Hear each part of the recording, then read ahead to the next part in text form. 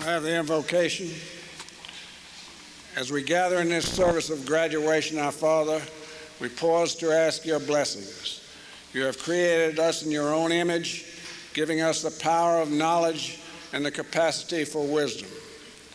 Help us to temper our sense of achievement with a sense of responsibility, that those who have learned will continue to learn, and that together we might always live life according to your will.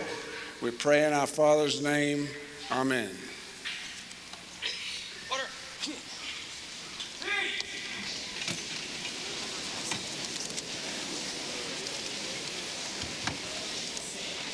Center, please.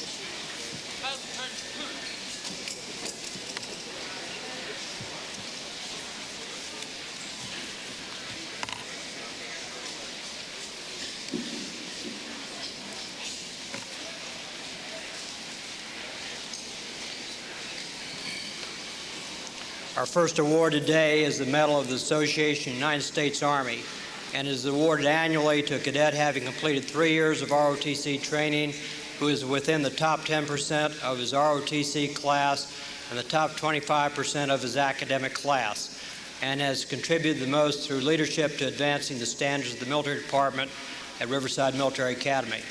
This time I would like to ask Mr. Bill Auld, past commander of the Association of the United States Army in Atlanta and father of a Riverside cadet, several Riverside cadets, as a matter of fact, to make this presentation. This year's winner is Stan Howington from Norcross, Georgia.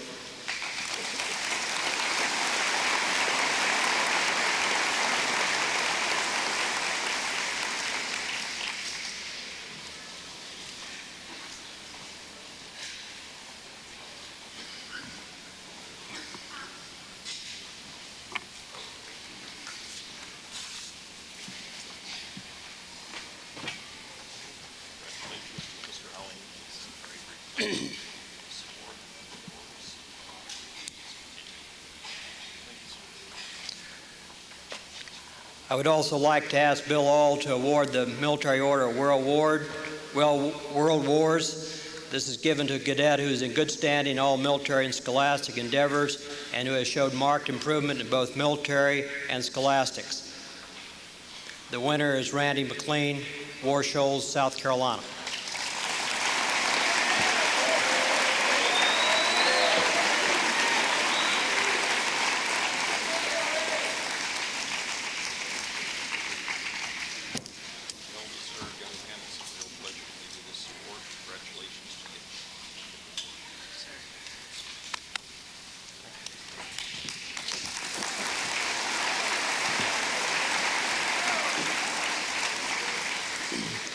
The Reserve Officer Association Medal is awarded to a cadet who is in the top 10% of his military class and who has demonstrated outstanding qualities of leadership, moral character, and high aptitude for military service.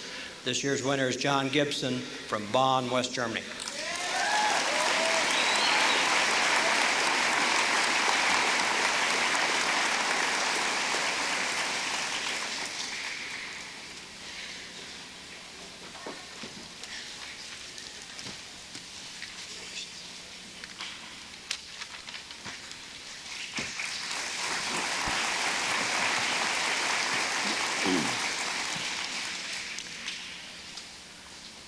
The Order of Daedalians awards the Junior ROTC Achievement Award to an outstanding cadet who has demonstrated an understanding and appreciation of patriotism, love of country, and service to the nation, and who has indicated a desire for a military career and who's ranked in the upper 10% of his ROTC class. This year's winner is Jeff Pike from Charlotte, North Carolina.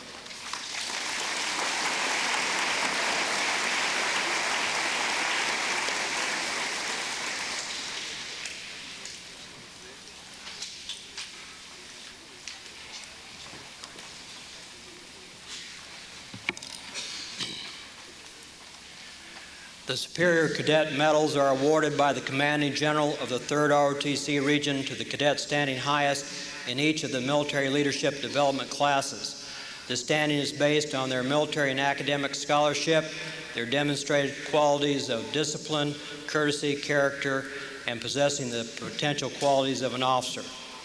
For the LET 1, which is the first level of military instruction, Richard Kent from Gainesville, Georgia.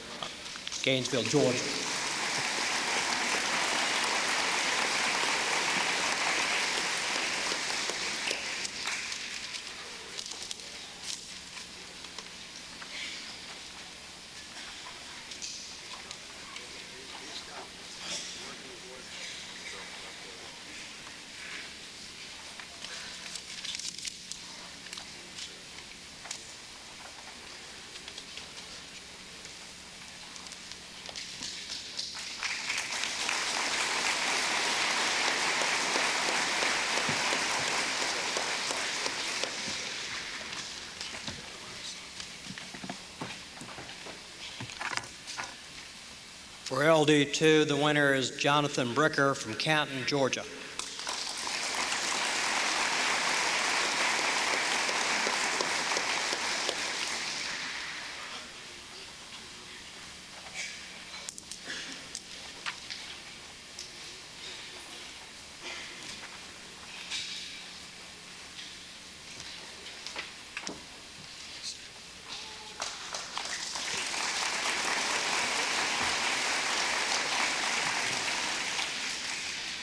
For LD3, or LET 3, Stan Howington, Norcross, Georgia.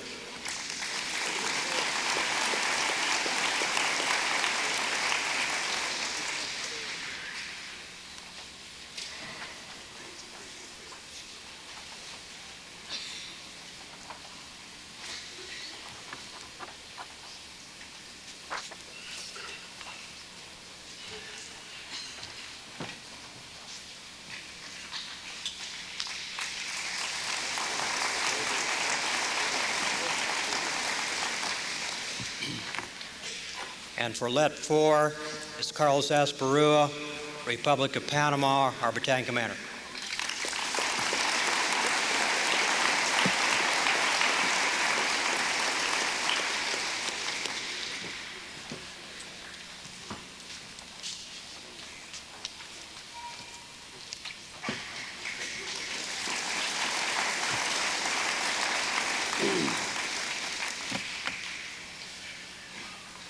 Throughout the year, the parades and overall quality of formations is judged, and as a result of this judging, the best drilled company is selected. The winner of this year's company is A Company. Harry Wingruber is the company commander.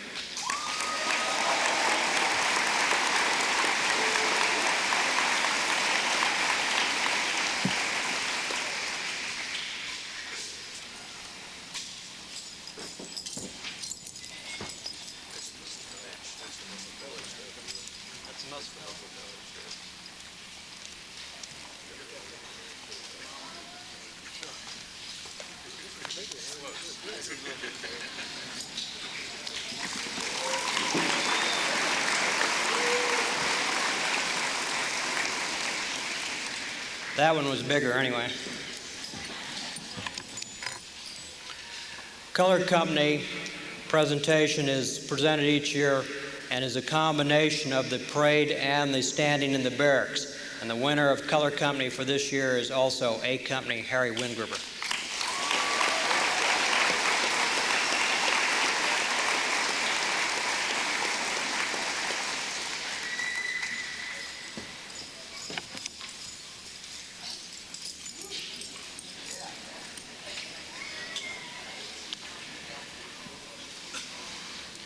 This year, the Retired Officers Association is sponsoring 2 medals for Riverside cadets. This time, I would like to ask Colonel Tony Vandersinkel from Atlanta, Georgia, to make this presentation. He is the past commander of the Retired Officers Association in Atlanta. This award is in recognition of outstanding cadet in the junior and senior class who has shown exceptional potential for military leadership. He must be an individual in good academic standing, have high moral character, and show a high order of loyalty to the Corps of Cadets, his school, and the country. The junior winner is Scott Rockfeld from Atlanta, Georgia.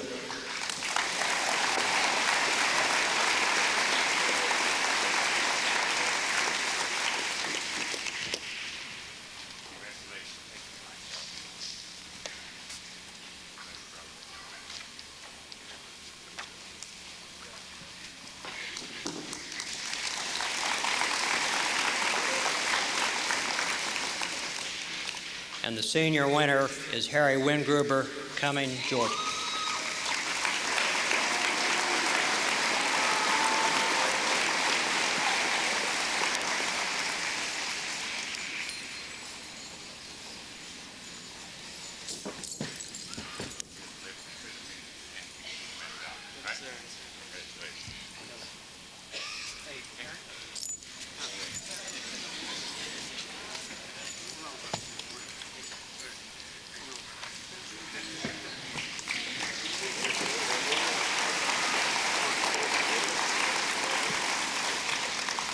Someday we're going to rehearse this before.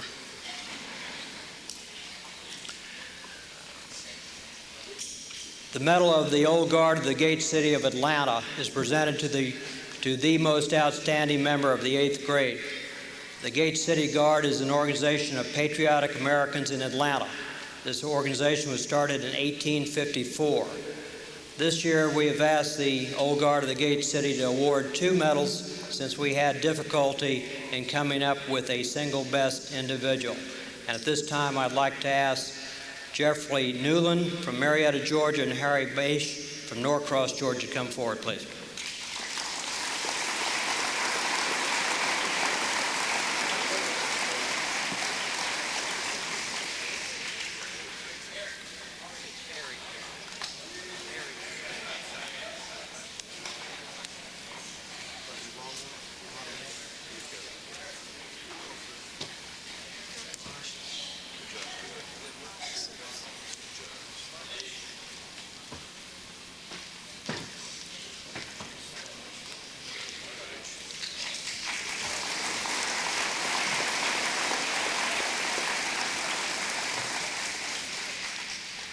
Last year, the Rotary Club of Gainesville initiated an award which is presented to a cadet who has displayed outstanding soldierly qualities and significant contributions to the school. And this year's winner is Jose Guzman from the Dominican Republic.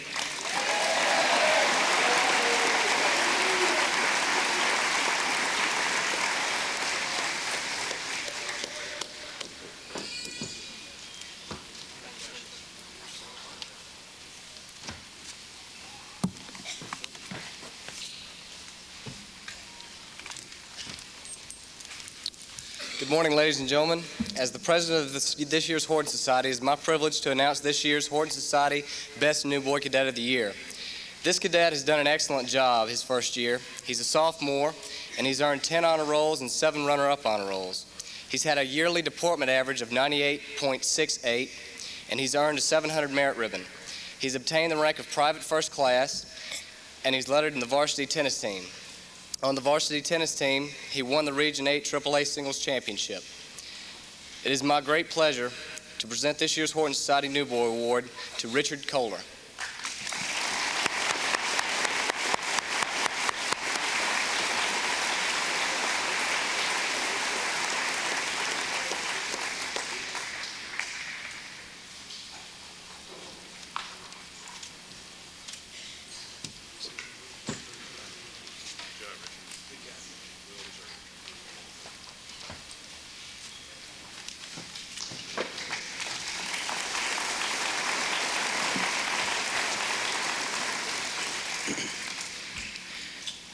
"17 years ago today, Bruce Points was sitting out there waiting to graduate just like you all.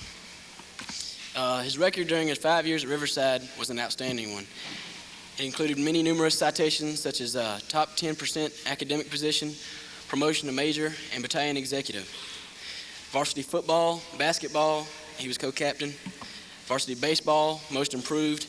Vice president of the Horton Society, Honor Corps, Fusiliers, bayonet staff, president of the class of 1973, and Society of Outstanding American High School Students. In September of '73, Bruce entered the University of North Carolina, following his untimely death on December 26th of that year in a tragic automobile accident on a rainy day with the highway under construction. His parents, Dr. and Mrs. Gerald Lee Points III of Wilmington, North Carolina, set up the Bruce Points Memorial Award. The plaque reads, "For the graduating senior with at least 3 years at Riverside Military Academy who has most genuinely shown his loyalty and dedication to the ideals and purposes of Riverside."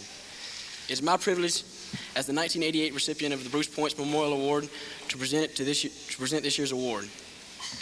Here are just a few of the many achievements of this year's winners.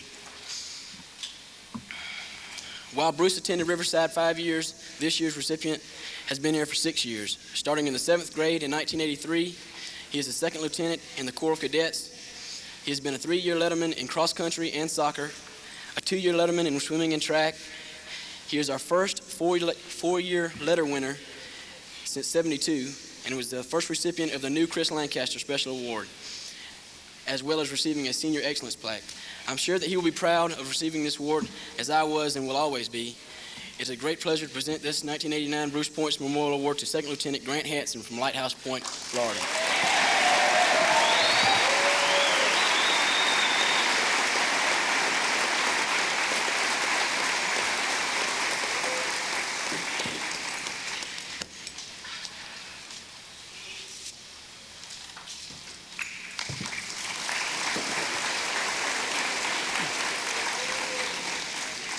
It's my pleasure this morning to select and present the Commandant's Medal. The Commandant's Medal this year goes to a cadet who entered for the first time in September. He has a fine academic record.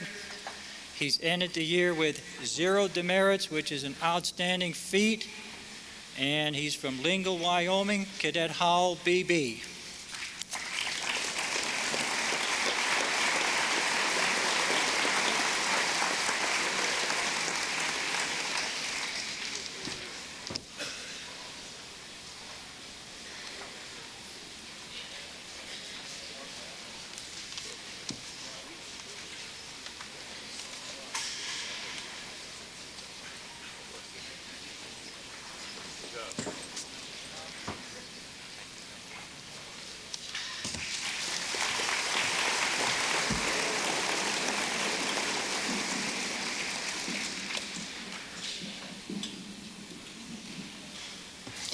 The first athletic award today will be the first place medal in the Muscle College competition.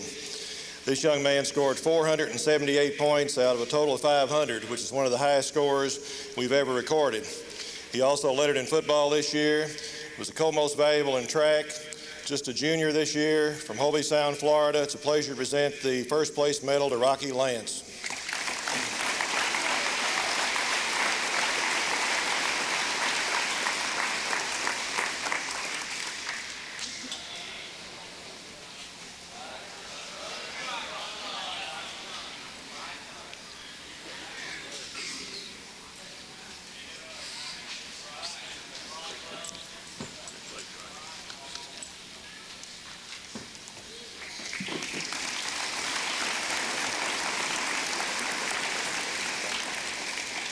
The winning platoon in the Muscle College competition was First Platoon of Headquarters Company with an average of 275.66. It's a pleasure to present this award to Second Lieutenant Stan Howington, Norcross, Georgia.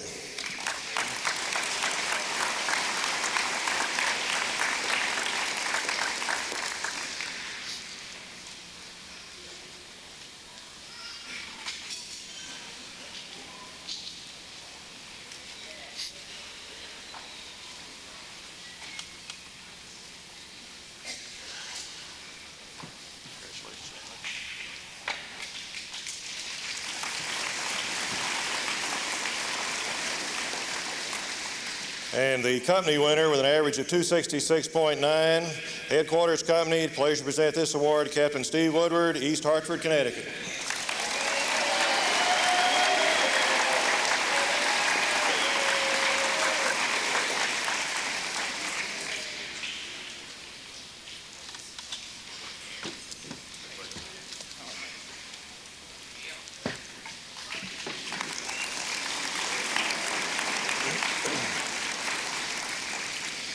The next athletic award is the Coach's Athlete Trophy. This is the most cherished award for an athlete to receive at Riverside. The coaches select a young man who in their eyes possesses the qualities of loyalty, dependability, unselfishness, exudes leadership, one who gives 110% and is a team man. This year's winner exemplifies each of these qualities. He loved to compete, he enjoyed the competition, and had fun doing it. and this is what high school sports should be all about. He was a 3-letter winner this year. He lettered in football, basketball, baseball. He was the co-most valuable on the baseball team. He was only at Riverside 1 year. I wish he could have been here more. I think Riverside was good for him, and he certainly was good for Riverside.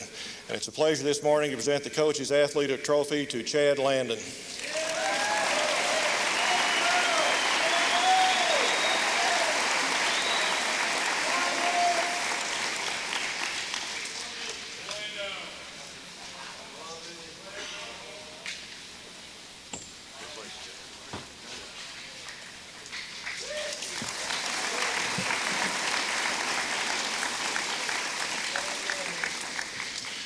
From athletics to academic excellence, it's my pleasure this morning to announce the winners of the permanent honor roll pins for the year.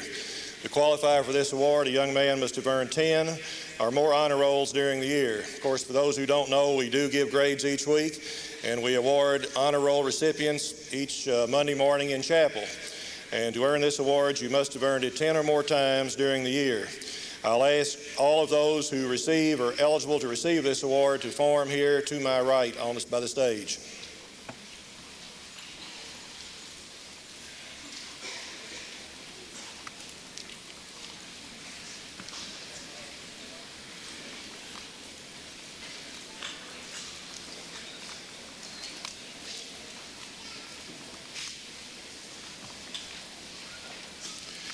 The first recipient with 10 honor rolls, Joseph Raul Delgado of Marietta, Georgia.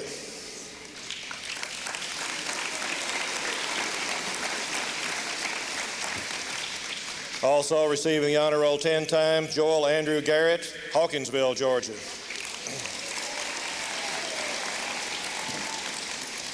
Also a 10-time recipient, Brian Isaac Gilner, Atlanta, Georgia. A 10-time recipient, Brett Sanford Jennings, Cumming, Georgia.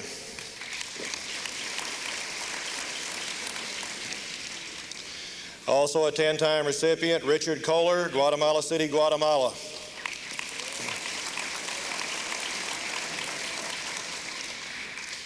An 11-time recipient, Stephen Donald Caldwell, Duluth, Georgia. 11-time recipient, Jared Paul Davis, Lexington, Kentucky. 11-time recipient, John Adam Gibson, Bonn, West Germany.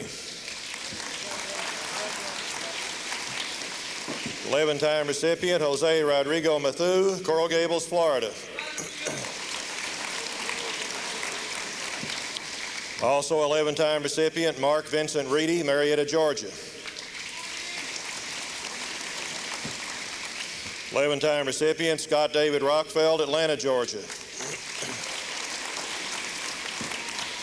11-time recipient, Stephen Matthew Woodward, East Hartford, Connecticut. 12-time recipient, Neil Scott Atkinson, Hermitage, Tennessee. 12-time recipient, Hardy Luke Bache, Dunwoody, Georgia. 12-time recipient, Timothy Lloyd Crawford, Carrollton, Georgia. 13-time recipient, Jefferson Taylor Pike, Charlotte, North Carolina. 13-time recipient, Steve Rayburn Shinneman, Norcross, Georgia. 15-time recipient, Kevin Scott Purvin, Lake Worth, Florida. 15-time recipient, Harry Scott Rappaport, Houston, Texas. 15-time recipient, Luis Oscar Toussaint, Santo Domingo, Dominican Republic. 16-time recipient, Michael Knight Davis, Jr., Atlanta, Georgia. 18-time recipient, David Lee Rutherford, Warner Robins, Georgia. 20-time recipient, Jeremy David Rackley, Dunwoody, Georgia. 21-time recipient Carlos Ivan Asperua, El Dorado, Panama.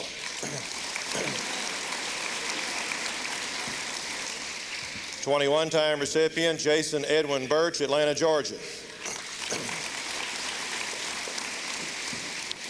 23-time recipient Patrick Allen Madsen, Montreal, Canada. 24-time recipient Jason Worley Swindle, Carrollton, Georgia.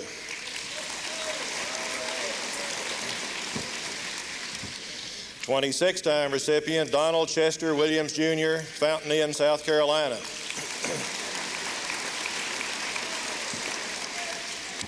And the top honor roll recipient this year with 30 honor rolls, Ismael Juan Pablo Zamudio, Bogota, Colombia.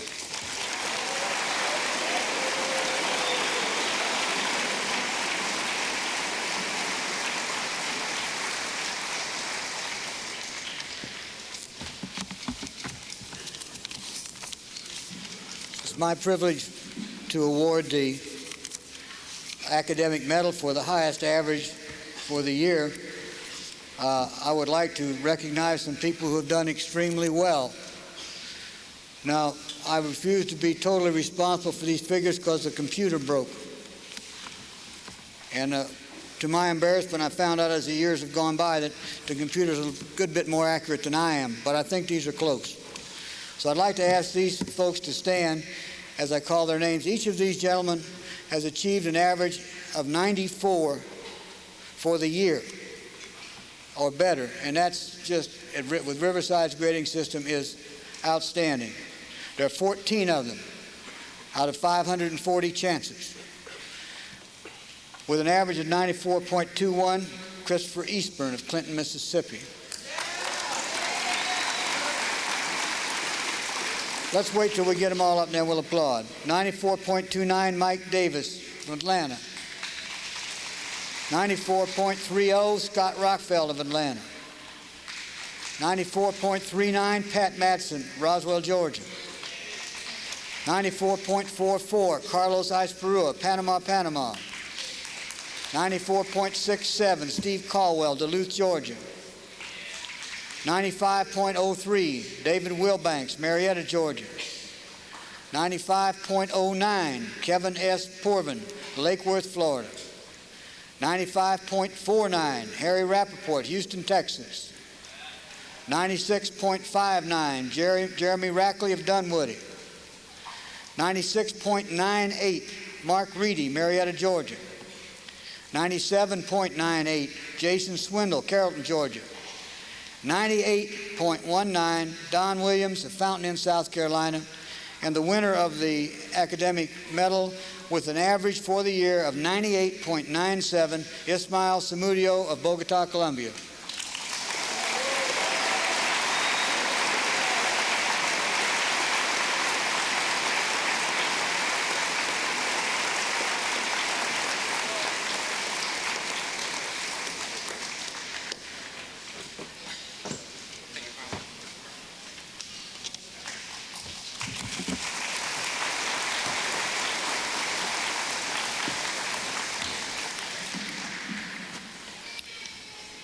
It's my honor to present the top individual award for the 1989-90 school year. This last and most prestigious award is presented each year as the Sandy Beaver Award of General Excellence. As most of you know, General Sandy Beaver operated Riverside for 56 years, and much of what we have today is due entirely to him. This year's recipient entered Riverside as a freshman in 1985. His performance the first year certainly was a signal for good things to come. For instance, he had 100 in deportment, 94 in military, 97 plus in academic work. This continued the next year when he was made corporal the first year, became an SFC the second year, with another 100 in deportment, 94 in academics, and he ended up with a merit balance his second year of 4,057. Starting in grade 11, he was a second lieutenant. He completed the year with 100 in deportment, 97 in military, 96 in academics. At the end of the year, he was awarded a medal for the Superior Cadet in Military Science 3, and also was awarded the Association of the U.S. Army Medal for scholarship and leadership. Most of you know who I'm speaking about, the 1989 winner of the Sandy Beaver Award of General Excellence is Carlos Azaparua.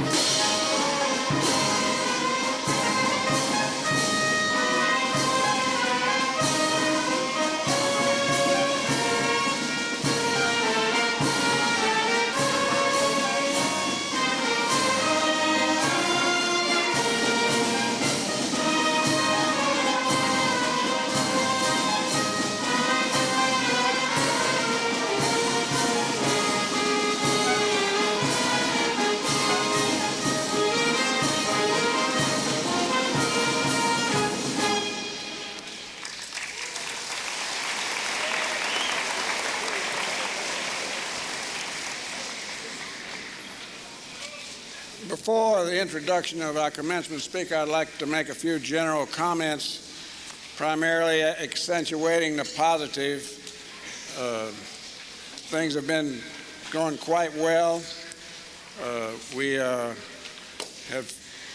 quite a few fine performances by the Corps cadets this past year, which have been mentioned last night. Other things have gone very well, particularly in athletics, as was mentioned last night. The annual formal inspection was held in mid-April. The Cadet Corps prepared in excellent fashion and did a fine job. In fact, I guess the best thing to do would be to quote what the leader of the inspection team said upon departing when he said, "Is superior a good enough word?" Well, we'll take that word even in Army parlance. We feel we continue to do a good job, and this year was probably better than in some recent years. The enrollment picture, which, as you are aware, there are fewer secondary age school students, therefore we're liable to expect a decrease in enrollment, where our enrollment has been at capacity and over capacity for this past year, and certainly for about the last 4 or 5 years. We are ahead from this year's summer term coming up. We're ahead of last year considerably. We are actually about 10 behind the same date last year for the September term, but we still feel we'll probably fill up by mid-July. Incidentally, the 1988-89 year, we had the highest retention rate at any time that I can remember, 78.8, returning from the previous year. That's extremely high. We have lost fewer cadets this year than we did in the past several years, and we're encouraged about that. As some of you know, we have rather strict regulations when certain things are violated, what our actions are. They don't vary too much. We've finished for a year or two anyway any major building projects, but we still have been constantly working. We completed our sprinkler system of the campus, so the entire campus is we're able to water it unless the lake goes down 18 or 20 feet this summer. We've done major work on the roofs in Curtis Hall and the old gym, and we have continued ongoing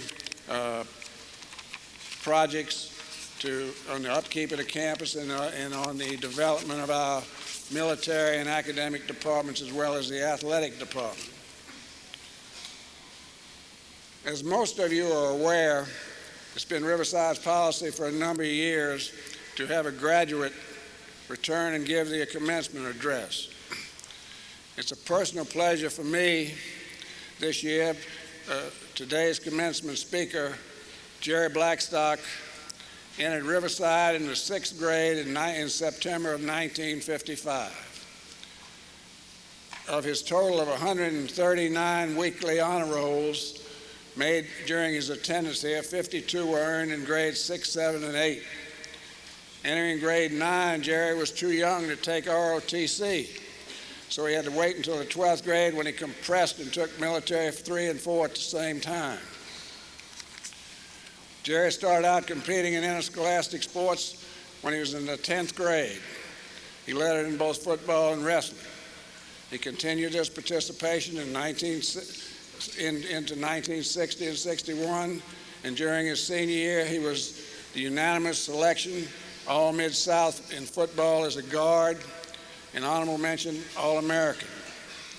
He also participated in track during his senior year. I must interject, not as a sprinter. As most of you know who've been involved in football, a lot of times a coach will end practice with wind sprints. And they usually go by position and permit the first person that wins to go in each position. Well, Jerry was always last among the guards to go in. He couldn't understand that. He was a starting guard, and he'd be the last one to go. He'd walk in with the coaches. Well, I caught him a couple times. He'd slip away from the guards and move in with the tackles because there were 2 or 3 of those he could beat. And that's the way, and I found out later that followed him on into college, where the coach told me that he'd slip around with the slowest group rather than run with them so he'd have a chance not to be the last one off the field. Jerry here was a company commander during his senior year.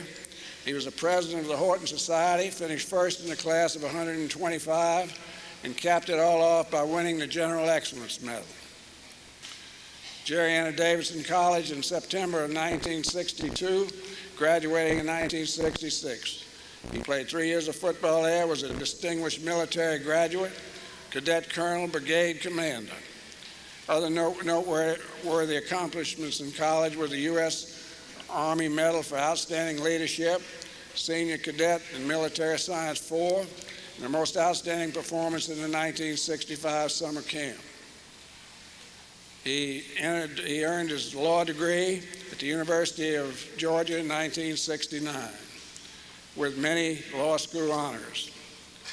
He was admitted to the Georgia Superior Courts in 1969, Georgia Court of Appeals, and the Georgia Supreme Court in 1970, and the Supreme Court of the United States in 1978. I can go on and on, but I'm just going to mention a few highlights here. He served 6 years as an adjunct professor of law trial practice at Emory University School of Law. And just recently, and some of you who are interested in athletics will appreciate this. Just recently, Jerry has been appointed chairman of the Georgia Athletes Agents Regulatory Commission. You know the problems we've been having with the agents for athletes. Most of us are aware of that. I did note in Jerry's resume that time has passed. He was a member of the Young Lawyers section of the State Bar Association of Georgia in the early 70s, and now is a member of the Old Warhorse Lawyers Club. But I really could go on forever, but it gives me a great deal of pleasure to present Jerry Blackstock.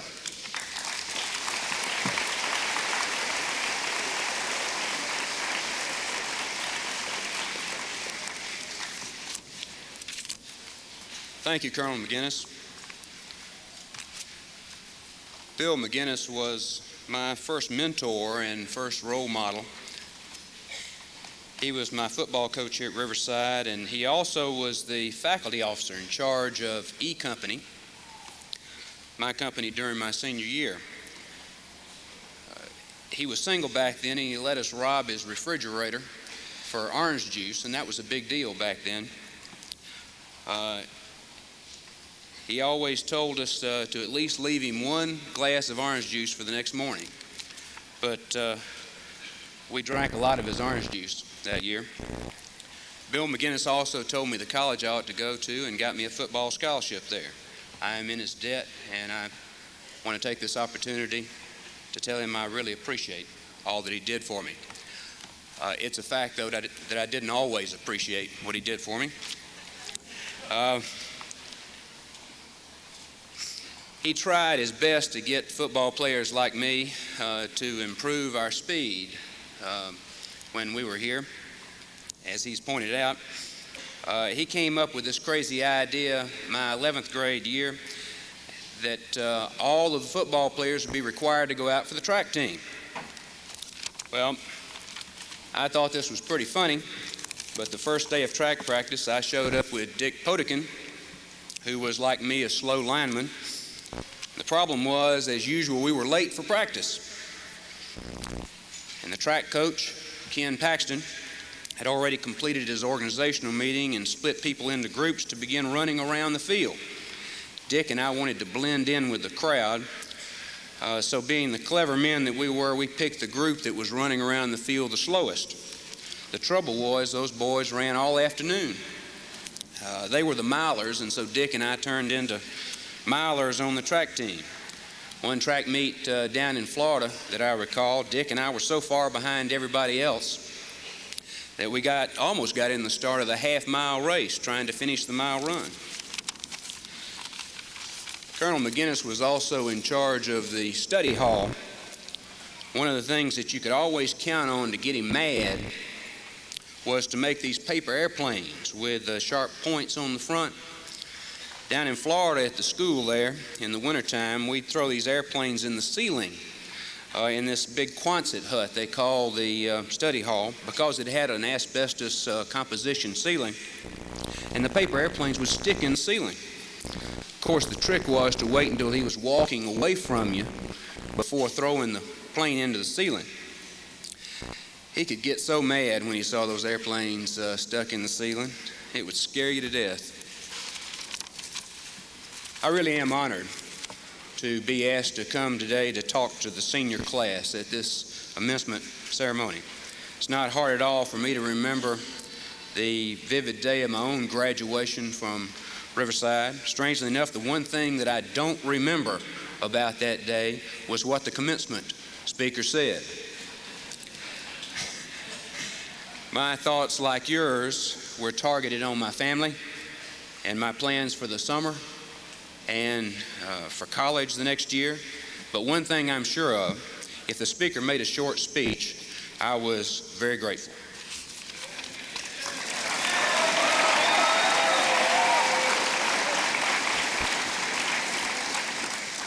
I'm almost through, but not quite. First, I want to congratulate you very sincerely, the graduating seniors. The Riverside diploma that you've earned is an achievement that you can be proud of. An achievement that no one can take away from you. You did it yourself, and you're entitled to enjoy it. Nothing you'll ever face after you get out of here will be any tougher than what you have faced and met and overcome here at Riverside. Last fall, a lawyer in Chicago called me to refer a case to me. One of his clients had gotten into some litigation in Atlanta, and he called me up. I didn't know him. He didn't know me.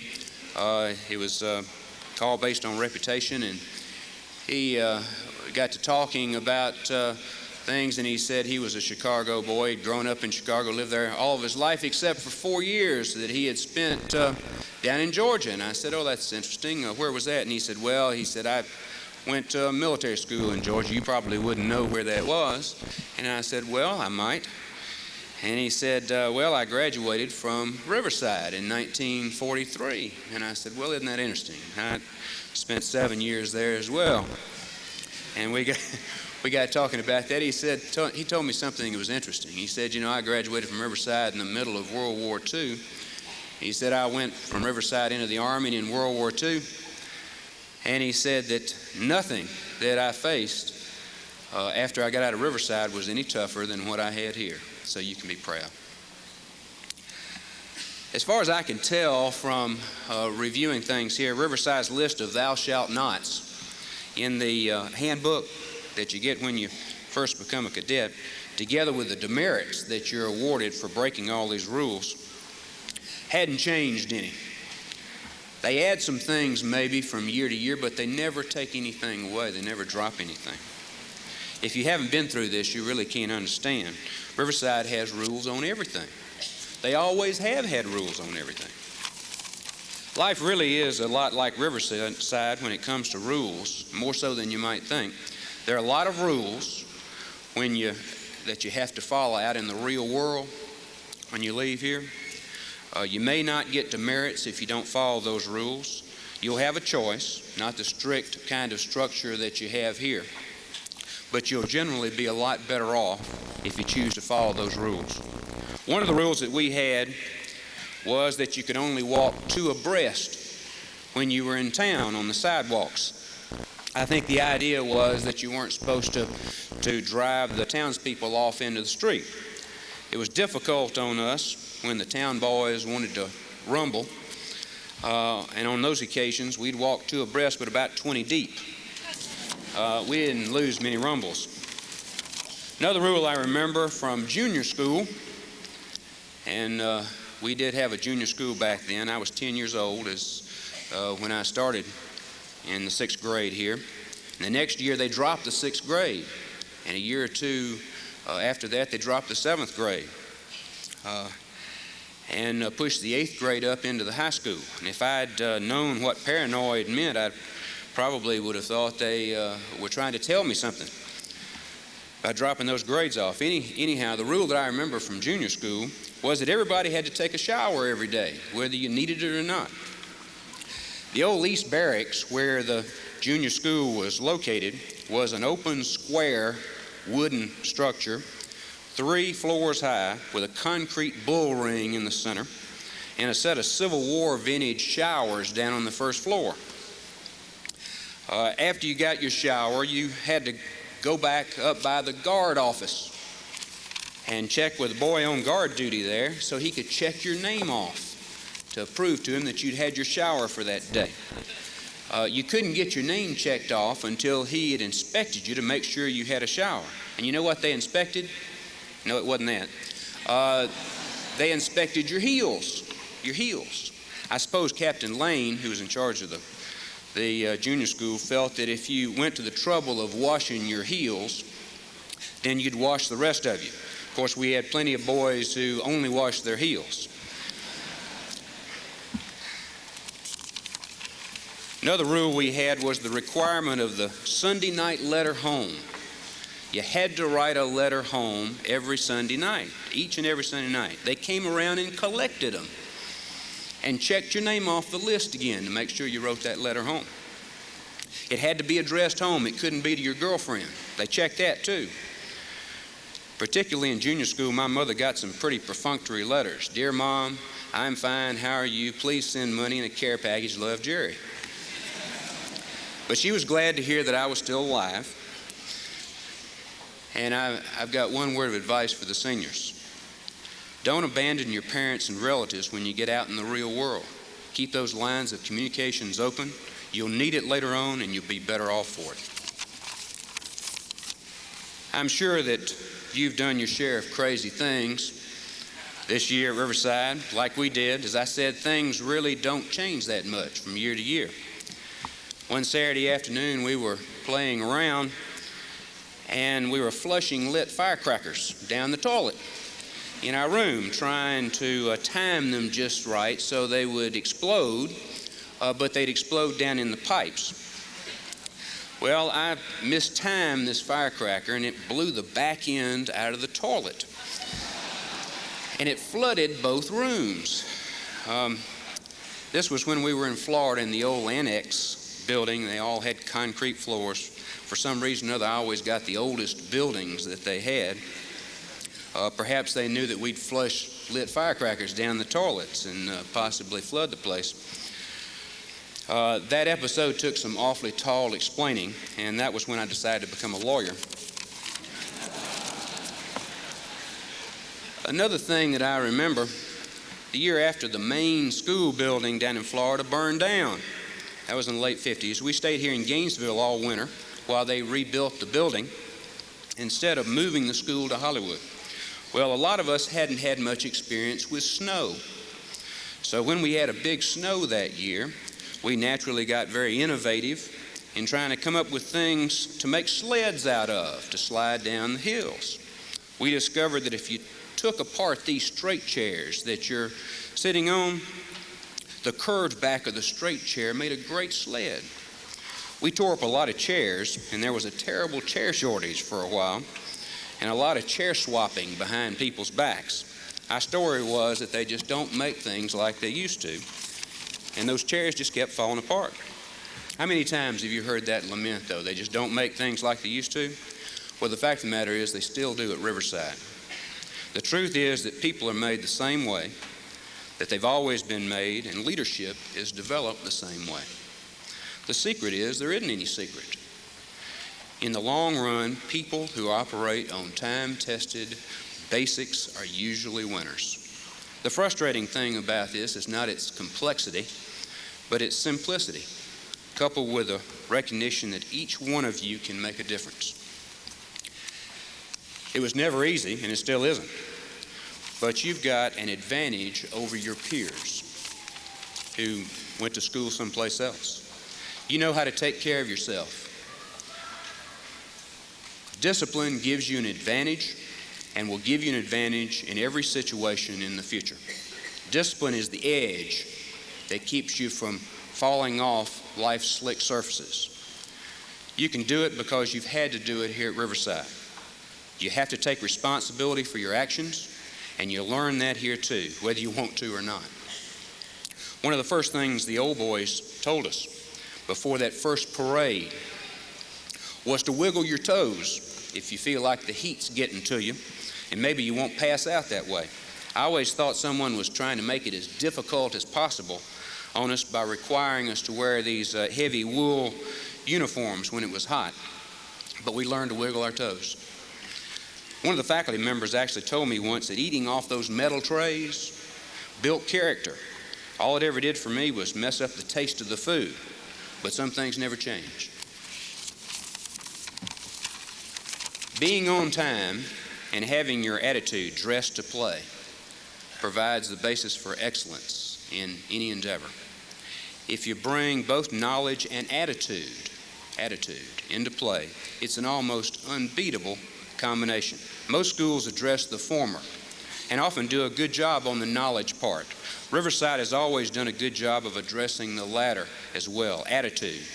While I was playing football at Riverside, one of the guys I played with had the best attitude I ever saw, in high school or in college. He was at the time a big guy, a lot faster than I was, even though he had flat feet. But we know that wasn't too hard, as Colonel McGinnis so graciously pointed out. He was smart, a real leader, and you could count on him. He was captain of the team my 11th grade year and dominated games by the sheer force of his will to excel. He was all Mid-South, high school All-American, and later on a star college player. He really exemplified good attitude and good habits. That was Errol Biso, and you are very fortunate to have his dedication and leadership at Riverside now. The characteristics of discipline and attitude that you've developed at Riverside will stand by you later on. How does Riverside develop these characteristics? Often this means teamwork and drill, drill, drill. Sound familiar? I sure didn't enjoy it, but it's amazing how those things do stick with you later on and pull you to the top of the ladder of success. And financial rewards don't always measure a person's success. If you're enjoying your work, you will be happy and count it as a success. Everyone has to participate at Riverside. You have to come ready to play, and you have to play. Your company is only as good as its weakest cadet, and everybody rises or falls accordingly. One colossal screw-up can mess up the whole inspection for the company, and Honor Company is out the window for that week. I know because the boys in E-Company, my senior year, took turns with the colossal screw-ups. We always ate last at dining hall. But with the tools you've developed, you need to continue to participate and to lead. These tools are good habits, and good work habits really work outside in the real world. What do employers, people that you're looking for to get a job, what do they seek in new employees? They look for dependability, they look for promptness, they look for the ability to get along, the ability to work without supervision, good work habits. These traits are in fact habits that can be taught and learned. Riverside turns boys into men, and you who are about to cross this stage are now men. We often speak of people growing up. We don't simply mean they get taller. We also mean that they move higher up in the world, like climbing up a mountain so that you can see more and further. Good work habits give you a great view from the mountain. You seniors have climbed up that mountain.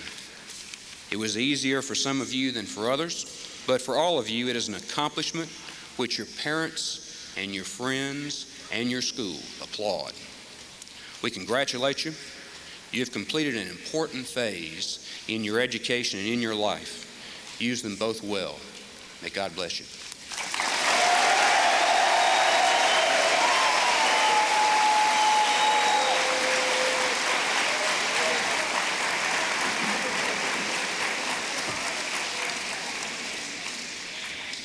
Jerry, thank you very much. Seated down front is Jerry's wife, Margaret, and his son, Towner. Would you all stand? Glad to have you with us. I notice Ms. Gladys Westmoreland, who retired as a nurse here a year or two ago. Would you stand, Gladys?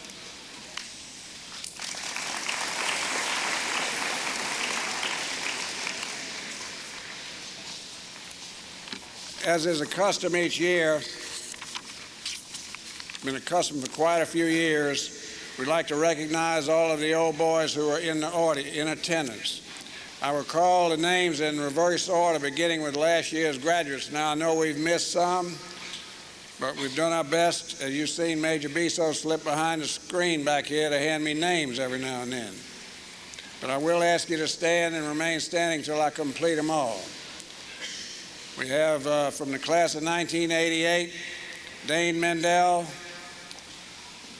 Greg Horner, Mark Sweat, Ken Dixon, Jerry Siegel,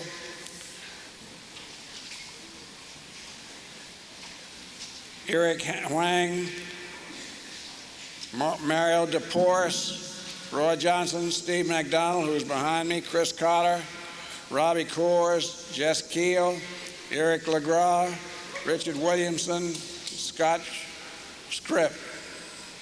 1987, Pablo Espinoza, Brian Cody, Jeff Hurdle, Gary Hatch, Chris Milligan, Jim Bowen, Keith Robbins, George Santini, Brandon Hanna. 1986, Felix Gonzalez and Harry Burke. 1985, Chris Lancaster, Tom Days, Richard Biso, Mitch Allen, and Kirk Morris. 1983, Louis Toussaint, Scott Harrington, and Ivan Mayer. During 1981-82, Manuel Gordo and Roberto Aurelina. In the 1970s, William Brown, 1976, Mike Barnett, 1971, Drew Horner, 1978.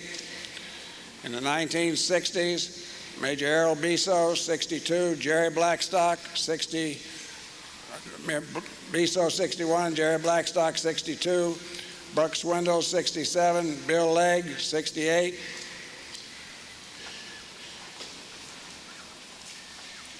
Wally Kuznier 68, Herbert Miller 61, Scott Burgess 69, Rod Burgess 63, John Clyde 64, Joy Hauk 61, Bob Wallace 61.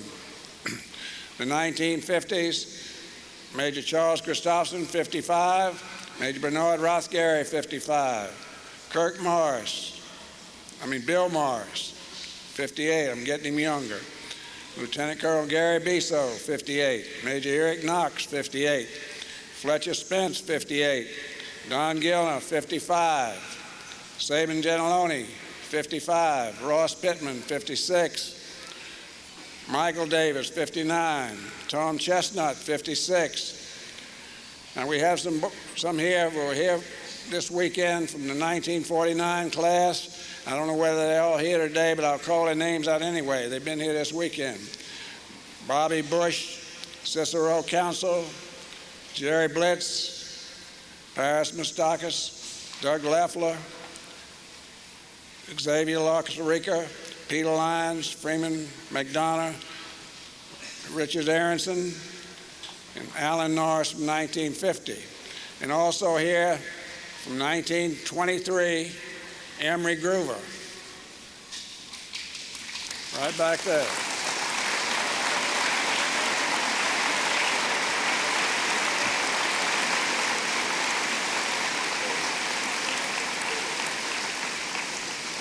Have a seat. Thank you, Rod. I'm glad to have you with us again, Mr. Groover. We have about four former commencement speakers here. Dr. Richard Aronson, Major Charles Christopherson, Colonel Sabin Gentiloni, and Sergeant Ross Pittman. Thank you. I would just like to say a few words to the seniors, not too much. Most of you will be entering college, and you know college life is a kind of one of your supreme privileges, and it's not to be entered into lightly. The same as marriage or teaching or the ministry or anything like that. It requires dedication and commitment, and if you don't have that, you won't succeed. The transition from high school to college occurs about the same time that you're moving from boyhood into manhood, and it's a test. You will go to your new surroundings sensitive to your own importance and usually full of conceit. These years of preparatory school must have prepared you to meet the responsibilities of manhood. We hope this has been accomplished. The first feeling of a college freshman is confusion, pure confusion. The second is elation that for the first time, most of your restraints are gone. One can even go to the devil as fast as they please. Or they can begin climbing the highway to success. Which one's it going to be? Colonel Hall?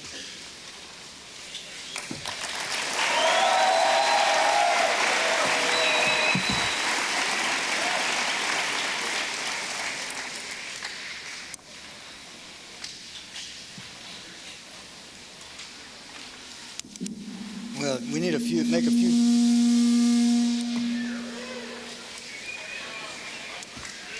make a few general housekeeping announcements before we get started. You can see that we have some ropes off to areas at the sides. Please do your photographing from there. We would like to keep this area clear and the area in the center aisle clear. We need to be able for these folks to come and go, and everybody has the same opportunity to see their people receive their diploma. So please don't crowd up here and don't crowd past the barriers on the side. That will be very helpful. You note that this performance is being videotaped. Those of you who would desire to possess one of these priceless objects may do so by negotiating with the cameraman immediately after the close of the thing. I would ask that the audience keep your reaction to the awarding of the diplomas to the appropriate response. These fellows have worked hard and they deserve some respect. I think I would be remiss if I didn't say one word about the senior class.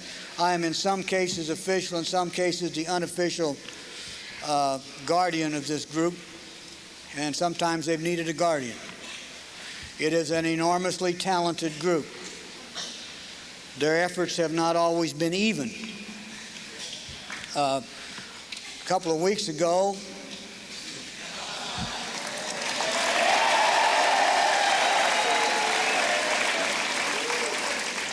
let us just say that there was some disagreement as to what was considered acceptable behavior. However, and I hope that I'm not being precipitous when I say this, but fellas, those of you who haven't had Major Wilson, precipitous means I hope I'm not talking too soon. This senior class's performance during the graduation week has been superior. I have to tell you fellas, this is the first time in 13 years that I haven't had to jump on somebody's case about the way they looked coming to graduation. You look great. Congratulations on that. And we're going to miss you. That may go more than one way, but we certainly are going to miss you. Colonel McGinnis, exercising the authority vested in the office of the principal teacher of the academy, I declare to you that the young men whose names I will read have been examined by the faculty and found to be worthy of receiving a diploma signifying the completion of their studies. Sir, I have the honor to present the class of 1989. Group 1.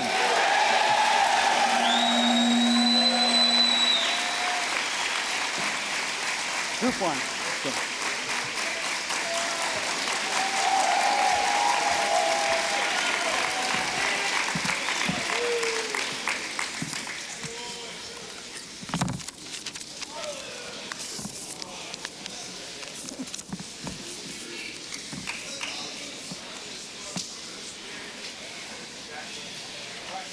That's right.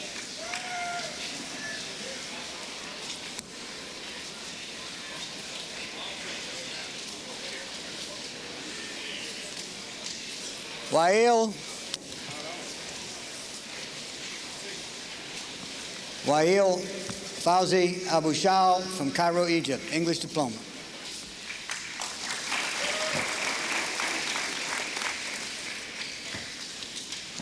Carlos Ivan Aisperua, Panama, Panama, classical diploma.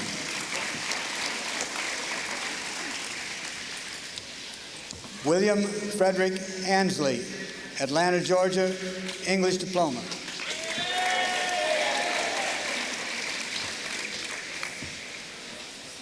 Juan David Ariza, Barranquilla, Colombia, classical diploma.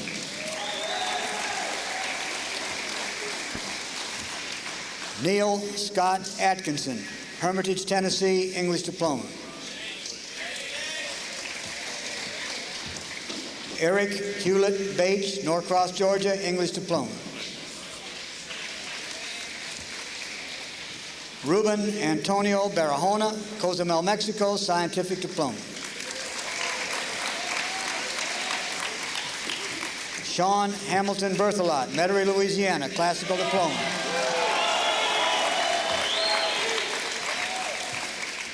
Gregory Randolph Bertels, Marietta, Georgia, English diploma. Adam Ross Blumberg, North Miami Beach, Florida, English diploma. Christopher Allen Bogart, Mount Pleasant, South Carolina, English diploma. William Edward Britt, Lawrenceville, Georgia, English diploma. William Brant Britton, Cherry Log, Georgia, English diploma. Todd Eric Brueggemeyer, Tampa, Florida, English diploma. Roger Bueno, Miami, Florida, scientific diploma. Franklin McNeil Caldwell, Luxembourg, English diploma.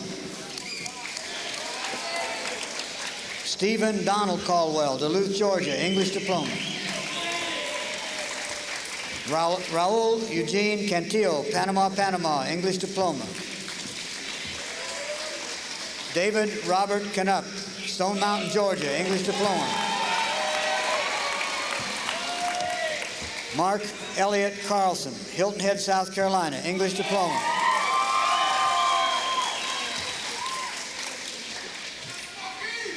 Luis Manuel Carrillo, Panama, Panama, English diploma. Donald Cranston Clark, Tucker, Georgia, English diploma. Scott John Clark, Lilburn, Georgia, English diploma. Troy Allen Cloudston, Houston, Texas, English diploma. Daniel Chase Clyat, Fort Pierce, Florida, English diploma.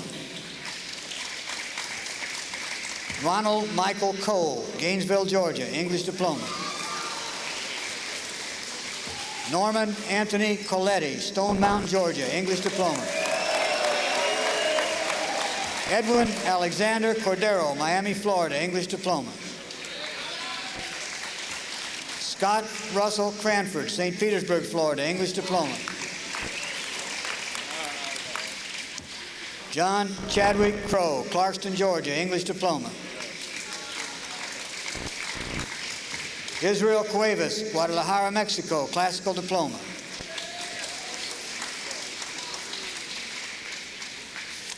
Michael Knight Davis, Atlanta, Georgia, classical diploma. Carlos Augusto De Castro, Ducktown, Tennessee, classical diploma. Joseph Raul Delgado, Marietta, Georgia, classical diploma.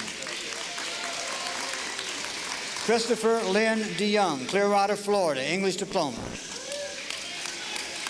Nicholas Alexander Demo, Wheaton, Maryland, English diploma.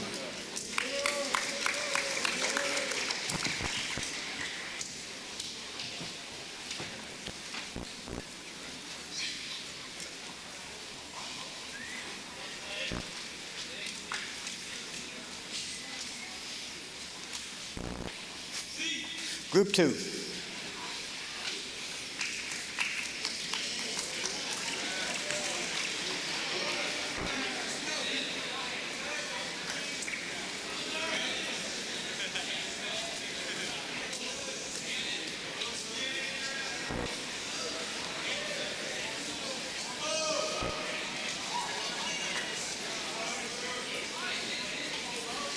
Tracy Richard Deutsch, Fort Lauderdale, Florida, English diploma.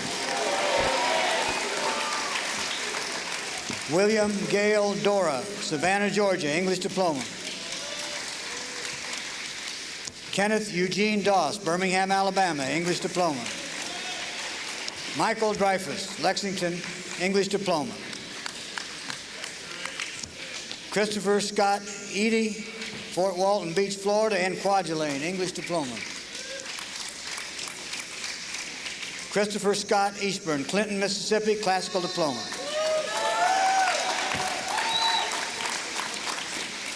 Christian Luis Iroa, Camiguila, Honduras, classical diploma. Hatim El Nashardi, Cairo, Egypt, English diploma. Ashraf Samir El Sayed, Cairo, Egypt, English diploma. Ayman Samir El Sayed, Cairo, Egypt, English diploma. Hisham Sami El Tuhami, Cairo, Egypt, English diploma.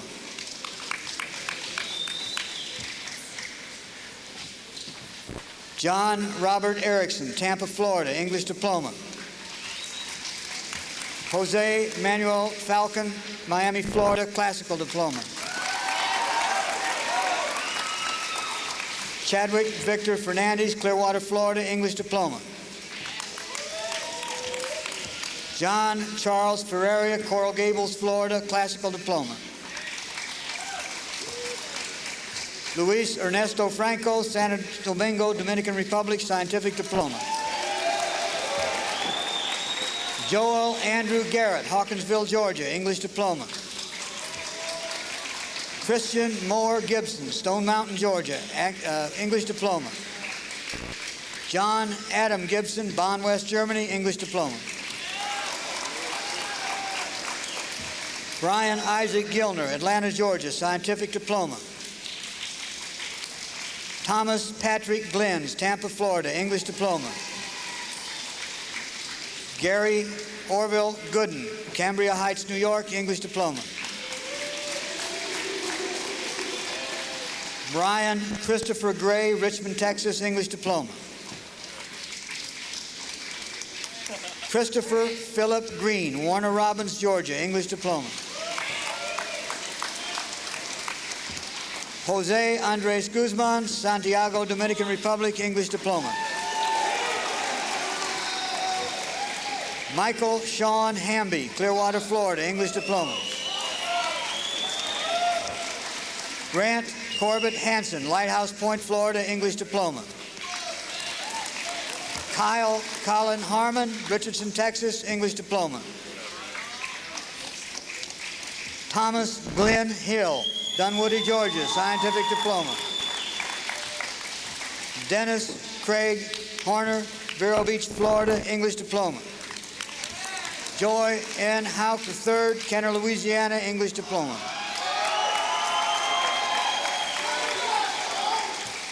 Greggy Mayo Howard, Baton Rouge, Louisiana, English diploma. Christopher John Huff, Marietta, Georgia, English diploma. Michael James Jenkins, Atlanta, Georgia, English diploma. Sam Kyo Jin, Riverdale, Georgia, English diploma. Ernest Luis Jusino, Yaco, Puerto Rico, English diploma.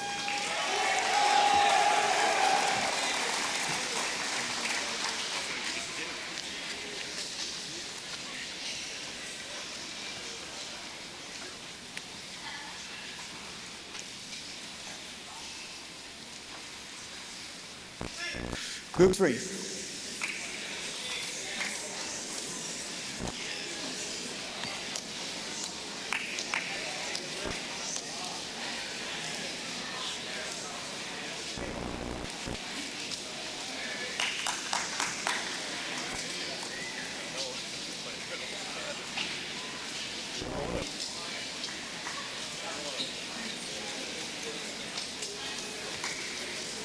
Stephen Walter Knudsen, Minneapolis, Minnesota, English diploma.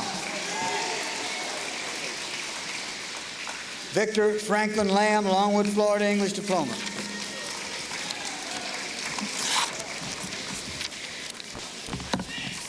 Jeremy Patrick Lance, Dunwoody, Georgia, English diploma. Chadwick Stanley Landon, Rocky Mount, North Carolina, English diploma. Robert James Laycock, Orlando, Florida, English diploma. William David Legg, Cookeville, Tennessee, English diploma. Patrick Aaron Lynch, Bend, Oregon, English diploma.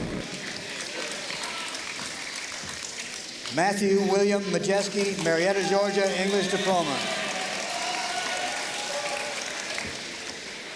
Jose Alejandro Marufo, Chetumal, Mexico, English diploma.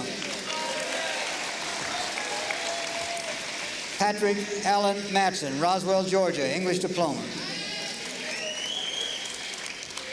William Braxton McLaughlin, Clearwater, Florida, English diploma. Randy E. McLean, Jr., Ware Shoals, South Carolina, English diploma. Scott Matthew McQuinn, Clearwater, Florida, English diploma. Luis Manuel Mejia, Santo Domingo, Dominican Republic, English diploma. William Danilo Mejia, Santo Domingo, Dominican Republic, English diploma. Richard Duncan Miller, Redstone Arsenal, Alabama, English diploma. Godfredo Eduardo Miranda, Panama, classical diploma. Vicente Ricardo Mancho, Barcelona, Spain, English diploma. Luis Antonio Morales, Santurce, Puerto Rico, English diploma. Omar Mohammed Qasim Murad, Cairo, Egypt, English diploma. Dudley Bradson Munn, Florence, South Carolina, English diploma. Peter Christian Musselman II, Fort Knox, Kentucky, English diploma. Philip Ashley Neal, Sewanee, Georgia, English diploma. Mark Lane Newberry, West Hartford, Connecticut, English diploma. Lucas Martin Osmond, Marietta, Georgia, English diploma. Philip Allen Pasiera, Gretna, Louisiana, English diploma. Robert Neal Page, Roswell, Georgia, English diploma. Jonathan Walter Parniowski, Stratford, Connecticut, English diploma. Kenneth Lee Penninger, Tampa, Florida, English diploma. Jason Edward Pepe, Dunwoody, Georgia, English diploma. Jefferson Taylor Pike, Charlotte, North Carolina, classical diploma. Enrique Donival Polanco, Santiago, Dominican Republic, scientific diploma. Carl James Pontius, Dunwoody, Georgia, English diploma. Brian Carr Quick, Dunwoody, Georgia, English diploma. Christopher Lloyd Rayleigh, Florence, South Carolina, English diploma. Harry Scott Rappaport, Houston, Texas, classical diploma.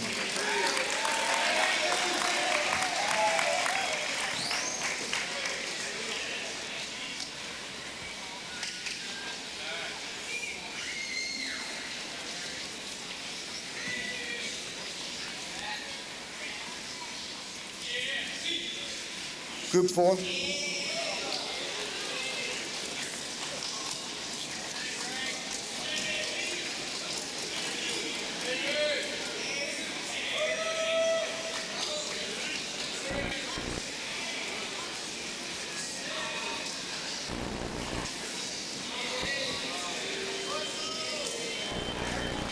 Stephen Michael Rao, Greenville, South Carolina, English diploma. Kevin Jeffrey Rehill, Tegucigalpa, Honduras, English diploma. Frank Allen Reynolds, Canton, Georgia, English diploma. David Scott Riles, Roswell, Georgia, English diploma. John Christopher Ryder, Roanoke, Virginia, English diploma. Raul Enrique Rodriguez, Panama, classical diploma.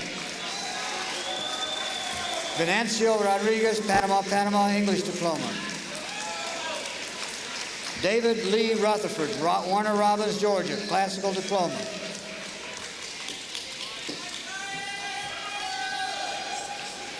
Let's give everybody a chance, all right? Brian Keith Sanders, Duluth, Georgia. Gregory Rush Sanders, Duluth, Georgia. Jason Michael Schooler, Hollywood, Florida, English diploma. John Edward Scudder, Griffin, Georgia, scientific diploma. Mohammed Ahmad Shokri, Cairo, Egypt, English diploma. David Allen Sorensen, Atlanta, Georgia, English diploma. Jason Kress Spence, Knoxville, Tennessee, English diploma. Kenneth David Stamey, Marietta, Georgia, English diploma. Mark Hamilton Stewart, Ponte Vedra Beach, Florida, English diploma. Hector Manuel Tamburini, Santo Domingo, Dominican Republic, English diploma. Andrew Garvin Temple, Asheville, North Carolina, English diploma. Robert Mickleberry Thaxton, Alpharetta, Georgia, English diploma. Juan Antonio Torres, Woodbridge, Virginia, English diploma. Luis Oscar Toussaint, Santo Domingo, Dominican Republic, English diploma. Keith Patrick Vanover, Lutz, Florida, English diploma. Alex Vasquez, Bel Air, Texas, scientific diploma. Larry Robert Veeder Jr., Cary, North Carolina, English diploma. Keith Reginald Ward, Athens, Georgia, English diploma. Mark Baker Whitaker, Atlanta, Georgia, English diploma. Patrick Scott White, Daphne, Alabama, English diploma. Todd Christopher Wilkes, Duluth, Georgia, English diploma. Gary Edward Williamson, Marietta, Georgia, English diploma. Harry Wingruber, Cumming, Georgia, English diploma. Chris Allen Witt, Maryville, Tennessee, English diploma. Stephen Matthew Woodward, Tequesta, Florida, English diploma. Bradley Joseph Wright, Louisville, Tennessee, English diploma.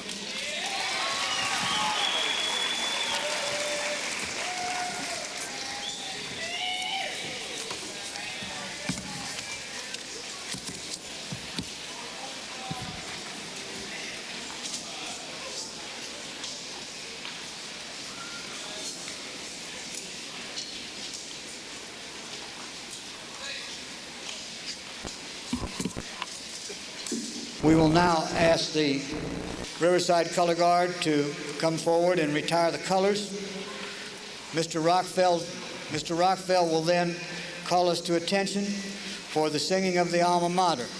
Please remain standing for the benediction and the recessional.